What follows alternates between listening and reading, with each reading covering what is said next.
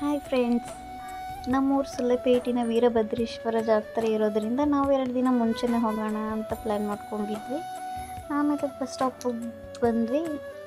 ಅಲ್ಲಿ ನೋಡಿದ್ರೆ 1 ಗಂಟೆ ಬಸ್ಸೇ ಇರಲಿಲ್ಲ. ಆಮೇಲೆ ಬಸ್ ಬಂತು, ಫ್ರೀ ಬಸ್ ಹತ್ಕೊಂಡು ನಮ್ಮೂರಿಗೆ ಹೊರಟೇ ಬಿಟ್ವಿ. ಕಸಿನ್ಸು ಜೊತೆ ಇರೋದರಿಂದ ಟೈಮ್ ಹೋಗಿದ್ದೇ ಗೊತ್ತಾಗಲಿಲ್ಲ. ಸಂಜೆ ವೀರಗಾಸೆ ಪ್ರೋಗ್ರಾಮ್ ನೋಡೋಣ ಅಂತ ಹೋಗ್ತಾಯಿದ್ವಿ. ಅಲ್ಲಂತೂ ತುಂಬ ಜನ ಬಂದಿದ್ದರು. ನಾವು ಯಾರ್ದೋ ಒಂದು ಮನೆ ಮೇಲೆ ಹತ್ತು ಕೂತ್ಕೊಂಡು ನೋಡ್ತಾ ಇದ್ವಿ.